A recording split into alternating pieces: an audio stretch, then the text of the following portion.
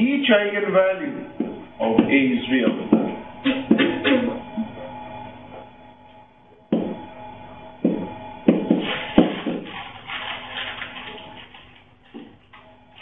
The algebraic multiplicity of an eigenvalue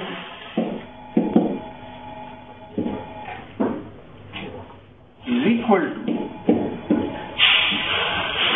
geometric multiplicity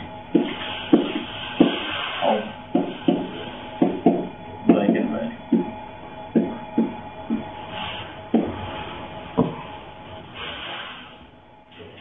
So,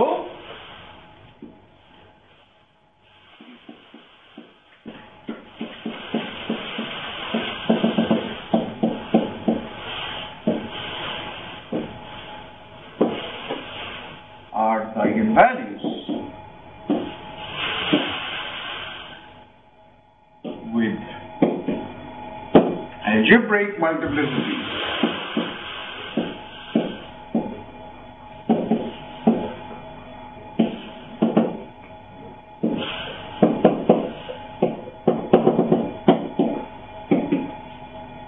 then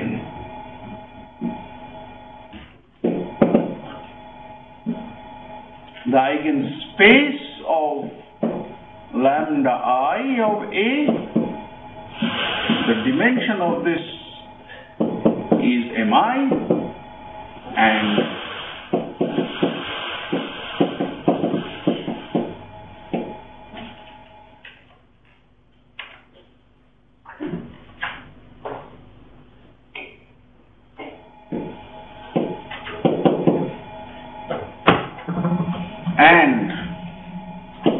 hence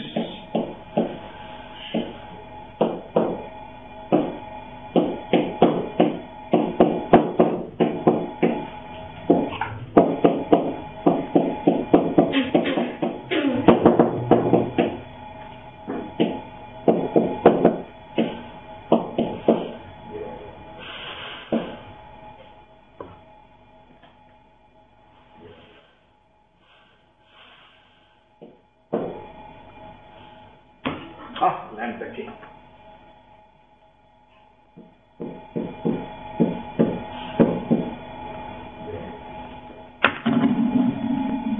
Okay.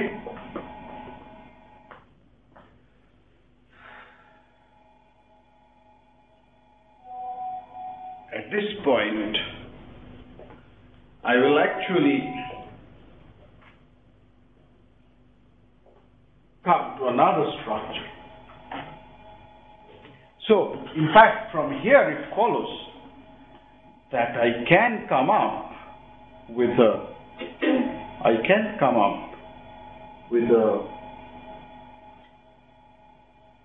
basis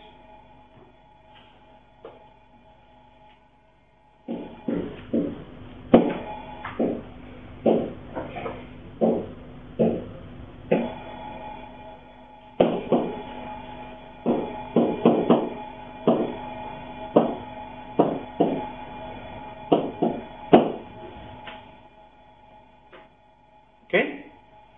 So suppose if V1, V2, Vk, say Vn, that's okay? So the matrix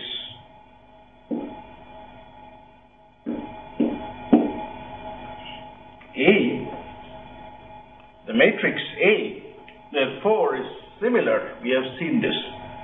Matrix A is similar. That means there is a non-singular matrix A such that this is diagonal.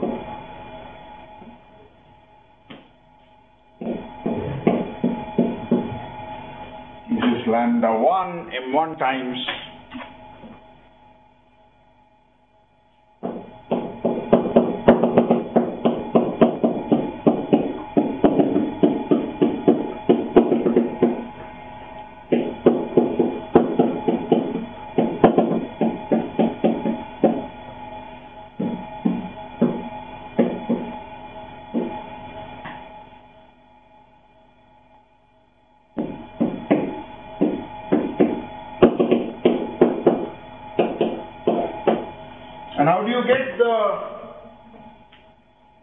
How do you get the C?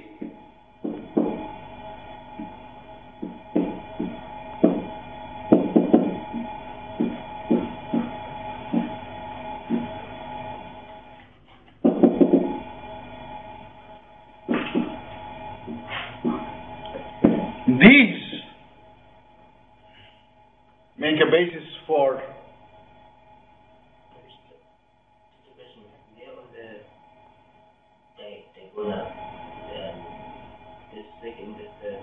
the second line. The lambda is not supposed to be lambda and this is 2. No. Lambda and this is k. Lambda 1 will appear m1 times. Remember, m1 plus m2 is k, mk is n. So lambda 1 appears m1 times. So that's what I'm saying. The first column, second column, or to the first m1 columns. This spans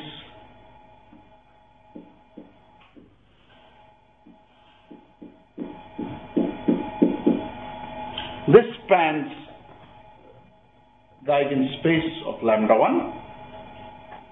Then the next m2 spans the eigenspace of lambda 2 and so on. So that's how you make your C. Okay? Now we are going to see that this can be made much, much better. Much better. To do that, we have to introduce another notion. And that is the notion of an inner product. The whole idea of an inner product comes from the wish to describe an angle. Okay? Till now, we have nothing to say what is an angle between two vectors. But we want to raise it. So that brings us to the notion of an inner product space.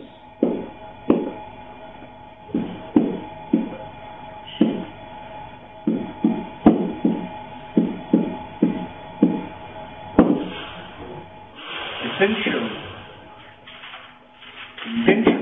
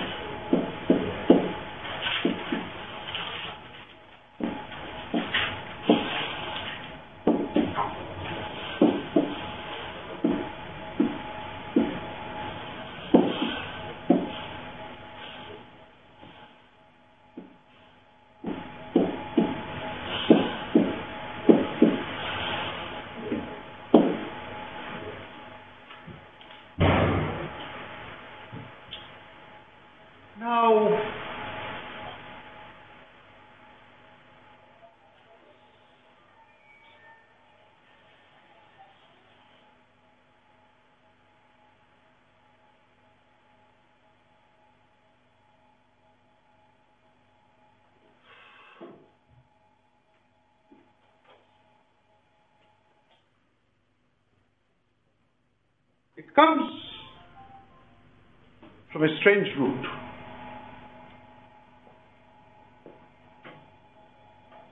It comes from a very, very strange root. And there is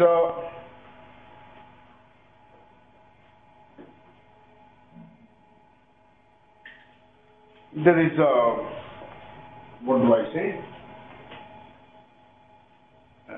It is not very unnatural root though, but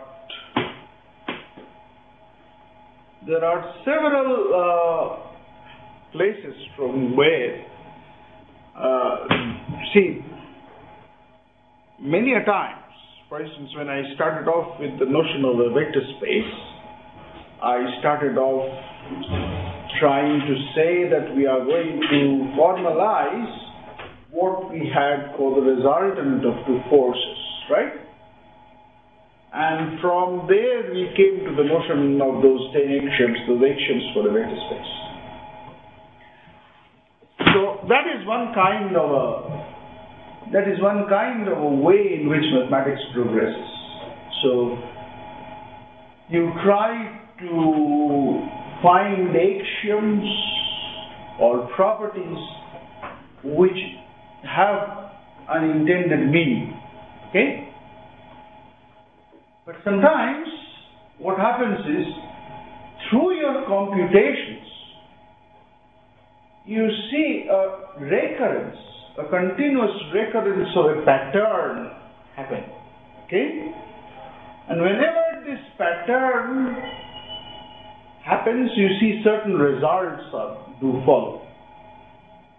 Then you try and ask yourself, well, is this true in general? Suppose I made up some properties for this pattern, so these results would also be some more properties, right? Can I now frame it in general? Okay? And once you do that, you come up with the new structure, therefore, and you look into its consequences. All the examples that you saw become examples of this new structure. Inner product actually came up, the notion of an inner product. It turned out that the notion of an inner product is the only way by which we can speak about angles. Okay? But that is what you say, it's an ancillary fact. The fact that was observed was certain things in certain patterns were observed, okay, and people tried to find a way to formalize that, okay. So that's what we will start off with. So it starts off with this notion of a bilinear function.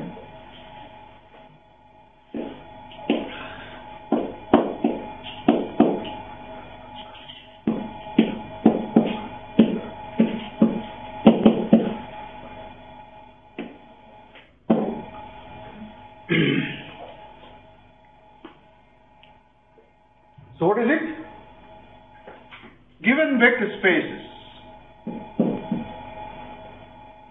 or I should say not function first, I should say bilinear map.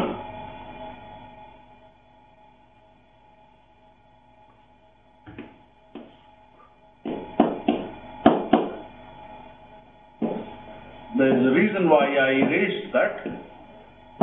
You will see. Given vector spaces,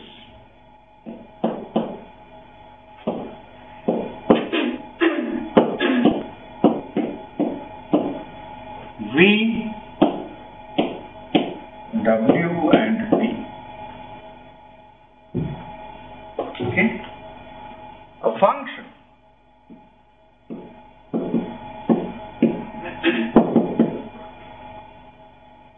F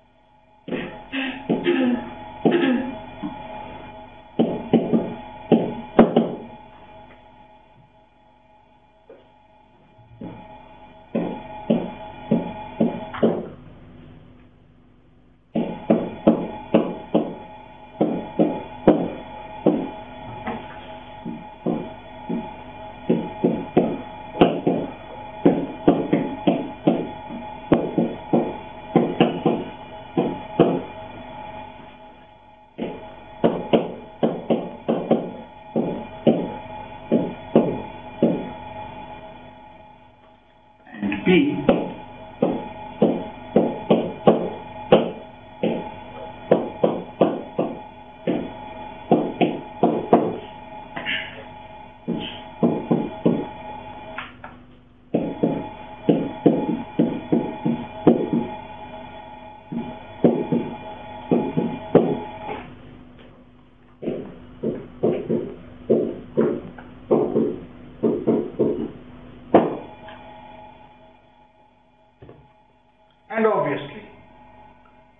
And obviously lambda is not. Okay. strange, but it says, you see, if you fix a V, for each fixed V, you have a function from W to V, right? For each fixed V. So what is the essence of this? If you take a V from V,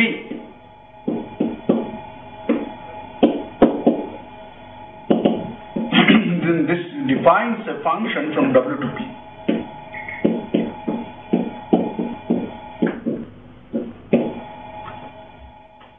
Okay? Similarly, if you fix a W in W,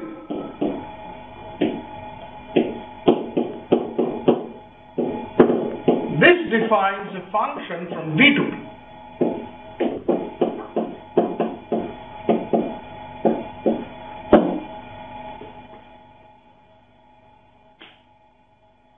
Yeah? Is that a negative or? Which one? Yeah, the function of. No. It's a blank space. Oh, blank space. Yeah, as if to say that fill up the blank space with W. Okay? So, okay? Yeah, no. So, what A and B is suggesting is both these functions are linear transformations. So it is suggesting for each V, so each fixed V, though that map is a linear transformation from W to P, for each fixed W, it is a linear transformation from V to W, V to P. But it is not saying that whether it is linear in V and W both. So that's why it is said it's not a linear transformation, it is bilinear. Okay? So in each coordinate, okay, if you fix one, then in the other it is linear. Okay? So that's the idea. So is it fixing an element or a vector? Yeah. V belongs to V means it's a vector, right? So each fixed vector in V, f V dash is a linear transformation. For each vector W in W, f dash W is a linear transformation. Okay? That's what it is saying.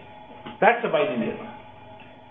Obviously, you know, for each V, FV0 is 0. Okay? So F00 goes to 0. Yeah? But, you see, the difference with linearity is here. V cross W is a vector space with pointwise additions, right? So V plus V prime, W plus W prime is VW plus V prime W prime, right? It is not saying that V plus V prime and W plus W prime by F should go to F VW plus F VW prime. Yeah? But it is saying something else. Two extra facts get in. Okay? So just check for yourself that bilinear maps are not linear. In general, they are not linear. Okay? Make an example for yourself. You'll see from Art 2, if you do it, you get it. Okay? And what is a bilinear? A bilinear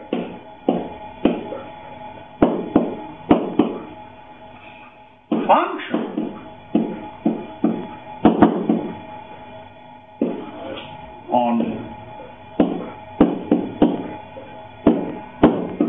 is a bilinear map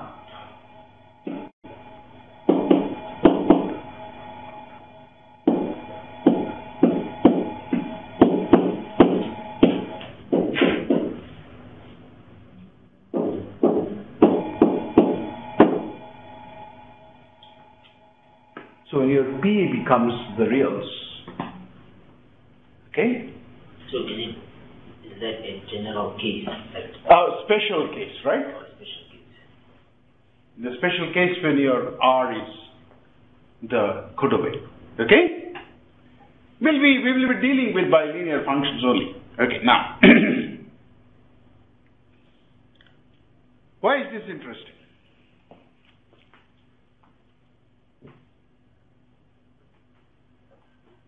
Let's see.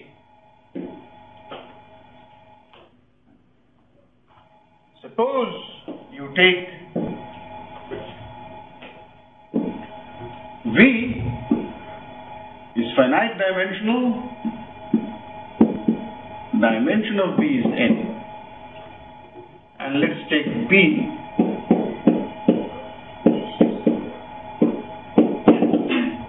let's take B1, B2, B3.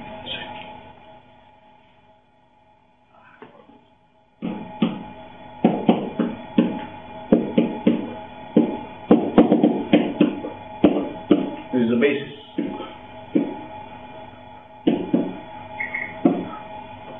And W also I take finite dimensional, its dimension is m, and let's see here.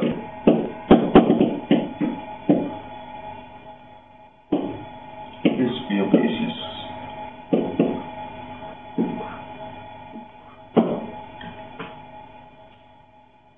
Now suppose you give me a bilinear function.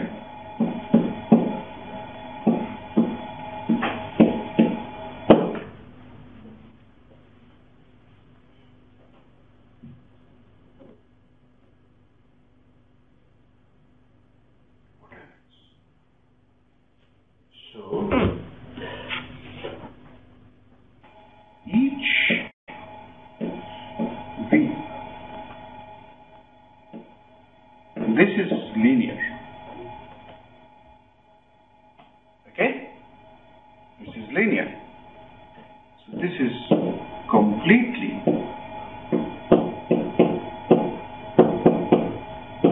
determined by these values.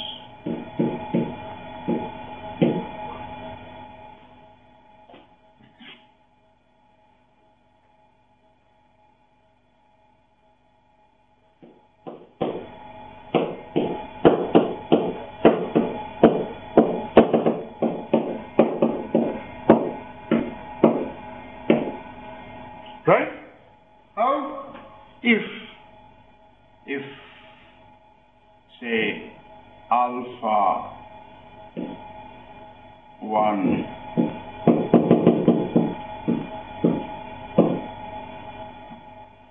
this be the coordinates of C, say of W. So, just some question there.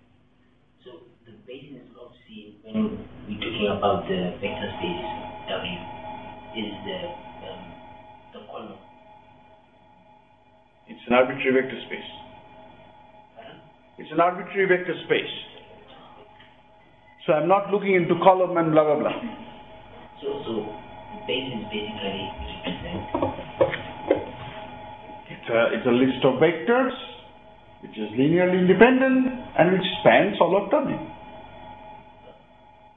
That's it. Don't go into that column form. I want to throw that out. That is much more confusing. If every time you think, oh, this is a column vector, so what is its pth coordinate and so on. Don't think of it. Okay? That makes it much more difficult to think. So, these are vectors in my vector space. So, it could be what you are saying. Yes, W could be some Rm. In fact, it is some Rm, right? It is an Rm. There is by isomorphism. Okay? So you could see C1 as a column vector and so on. But I will not see it in that way. Because by that my whole thing is going to be defeated. Okay? You are not going to look into the operations of addition and multiplication of R. You are going to look into the vector addition and scalar multiplication. By going into Rm, you are always going back to that basic thing.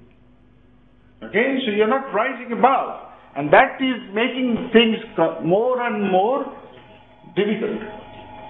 Yeah? If you have already encapsulated that in that, so I don't need it now. Okay? So now let's see. So this one, each alpha 1, alpha 2, alpha m are. So see, this is my coordinates. That is alpha 1, alpha 2, alpha m. They are real numbers. Okay? So now what is VW? Because W is therefore alpha 1 times C1 plus alpha 2 times C2 and so on. And fixing V, this is linear. So this is nothing else but alpha 1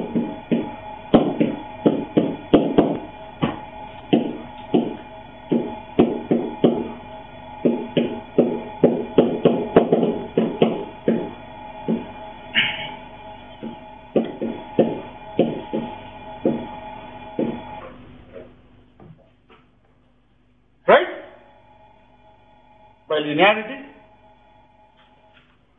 Fixing V, it is linear.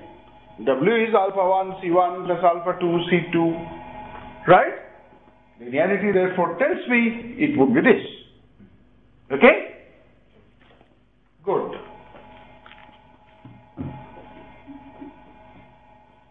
So now I know again there is a similar. So, how do I write this? So, I can write this as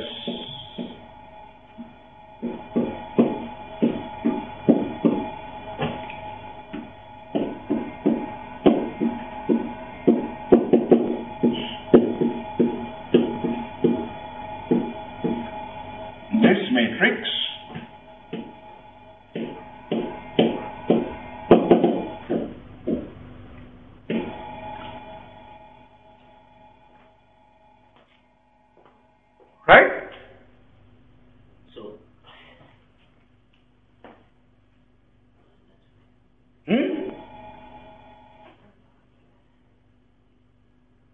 What is the problem? You told me this. Yes, I did. Okay?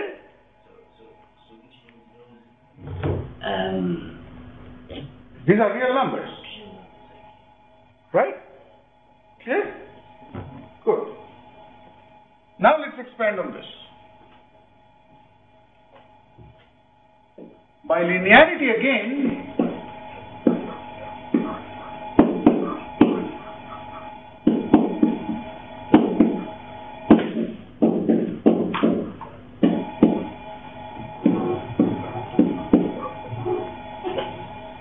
such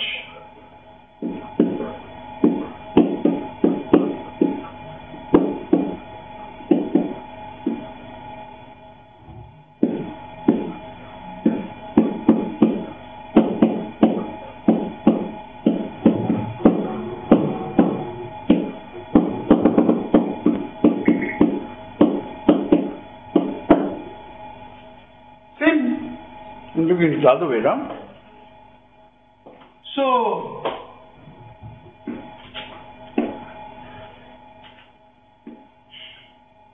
if say coordinates with respect to B of V will be say beta 1, beta n, then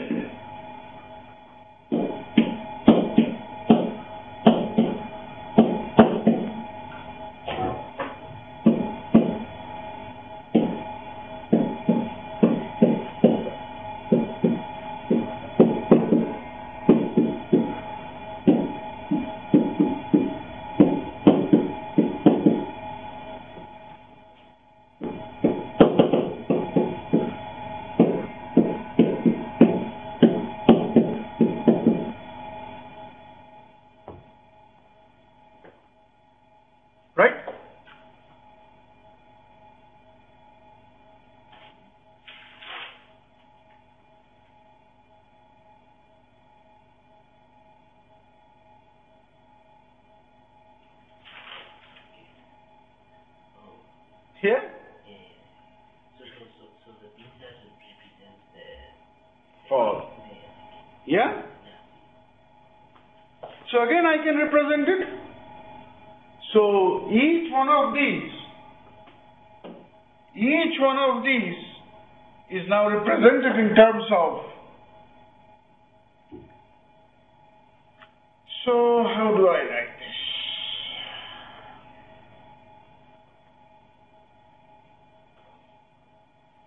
So I can write this.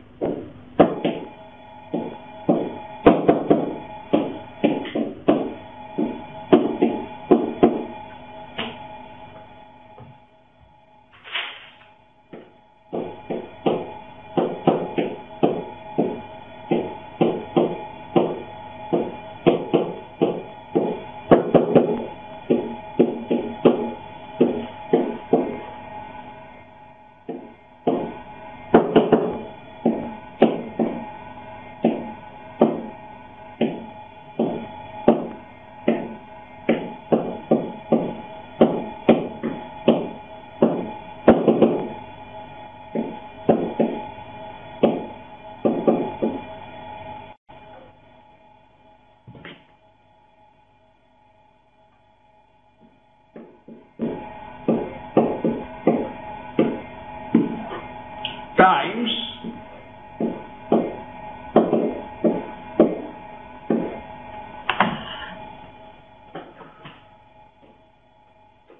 yeah. So basically, Yeah, if I now put all of this, this one gives me my FVC1, this one gives me my FVC2, and so on, and then this times this, right? So I can write this as coordinates of V transpose. The matrix is F BI CJ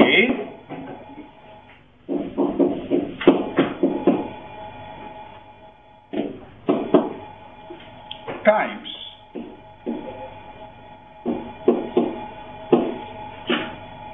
right?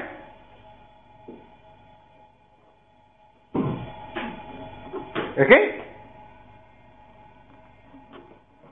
Right? So you see it's something similar. So an n cross m matrix, from an n cross m matrix, so observe, if I am given a bilinear function, I get hold of an n cross m matrix. Knowing that n cross m matrix, I know exactly what I know what F is. Okay? So F is just this. Okay? Now let's revert it. Suppose I take a bilinear, suppose A is any n cross m matrix.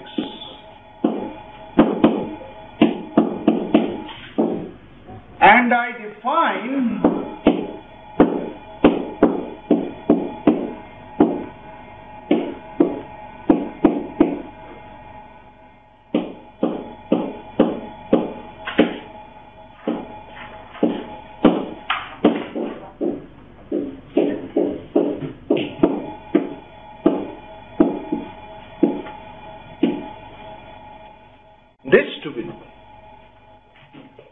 transpose AY. Okay? So, this also turns out, this is a bilinear function. Okay? And so, you see, there is another version now. N cross M matrices. There is one version that we learned so far. They can be seen as linear transformations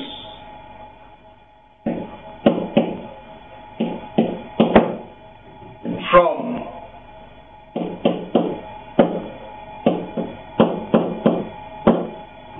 Rn to Rn, right?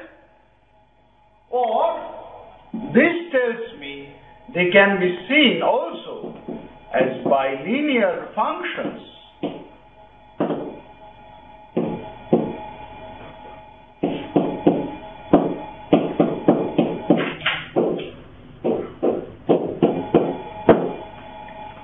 there are two different facets. You know what is the meaning of the word facets? The word comes from face. Okay? The same person, GLN, each N cross M matrix has two faces.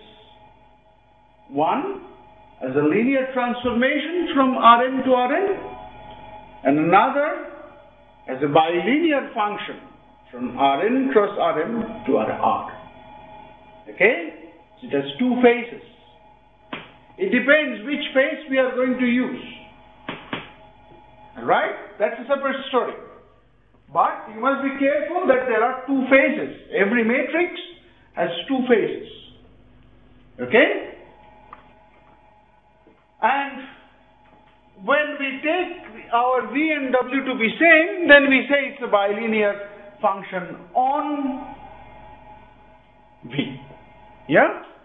So then they become square matrices. Right?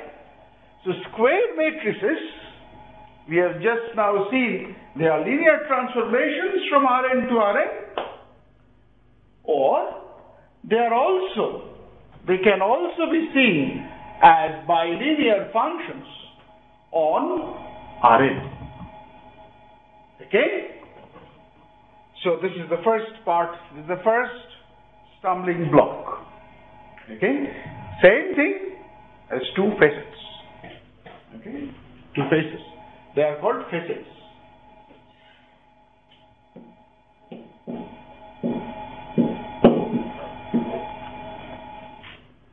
Okay? Alright. Now,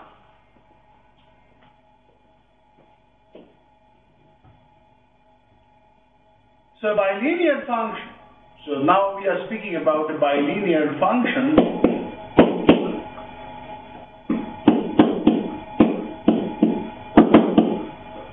on V. This is said to be symmetric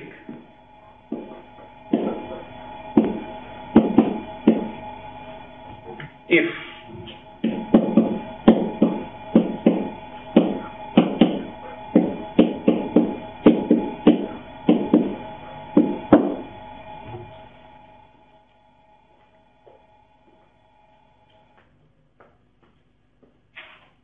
you interchange them, it doesn't change. That's why it's called symmetry. Okay?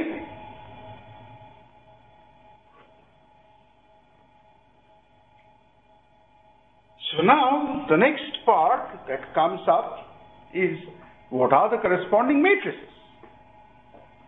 So we know that this bilinear function is determined by a matrix. Okay? From Rn to Rn, if you take dimension of this to be n, in this case they are determined by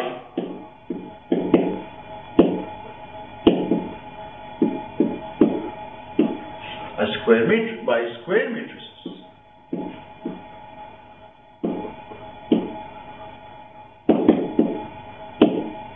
Okay? So suppose if I take A to be this one as I took,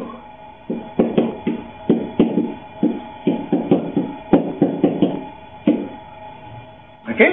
Now it's just, so I have, okay, and I have a single basis, sorry. B is a basis, so I have a single basis, doesn't matter, but let's not complicate this anymore. Okay? So B and C have become the same, I take the same basis, so I look into this and then I know that FBW is nothing else but the coordinates of V, this transpose, times A times coordinates with B. Right? But you have told me it is symmetric.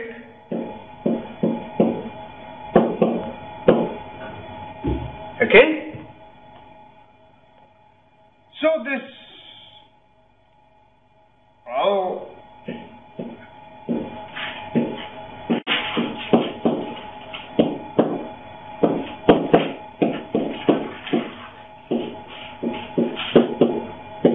nothing more.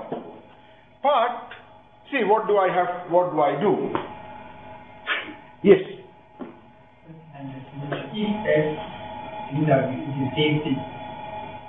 Oh, I'm sorry. Thanks.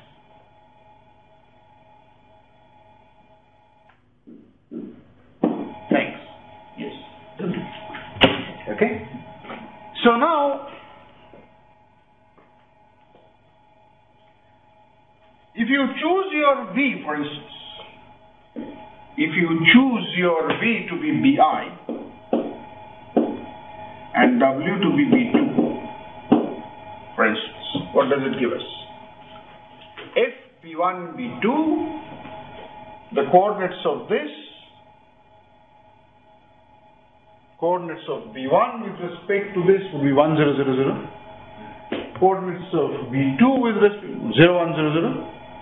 So if you make this multiplication, this side is going to be B1, 2, F B1, B2, right? Okay? Over here, if you do this F B2, B1, this is going to be F B2, B1, right? This side. So it turns out F B1, B2 is equal to F B2, B1, right? That means A is symmetric as a matrix. Okay? So symmetric over here comes a symmetric square matrices.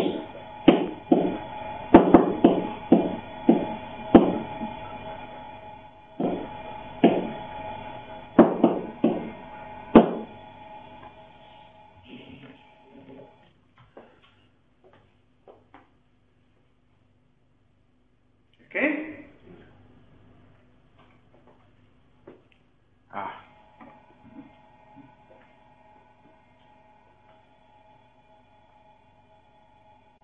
Now,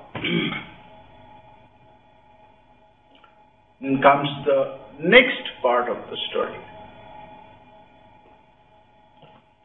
So we are back again, you see. Facets, I'm speaking about facets again. N cross M matrix. One side we saw it was a linear transformation from Rn to Rn. Today we saw it, we can also see it as a bilinear function from Rn to Rn. Rn cross Rn, right? Therefore, every square matrix can be thought of as a linear transformation from Rn to Rn, also as a bilinear function on Rn. Okay? The third facet that is coming up. Symmetric matrices as linear transformations. Well, we didn't have any much. We didn't have much because we didn't go to that depth. That's right. But I put it in my self-assessments. You will see that symmetric things is actually as linear transformations. If you look into it, it's much more deeper Okay? And it goes into another aspect which is called the duality. Dual spaces and so on, and I'm not going to that. I've done it in self-assessments. I would expect once you finish off with this course, okay, you pass it, and then you go back to those level 3 questions. Okay? Then you will see the other facet of symmetric linear maps as linear transformations. But what we will see, what we saw just now, is a symmetric square matrix. What is it? It is a symmetric bilinear function on Rn. Okay? I'll have to stop today. And the reason is I have to go somewhere by 6:30, so I must leave now. I still need one more class, one more lecture to finish off this study. Okay? So,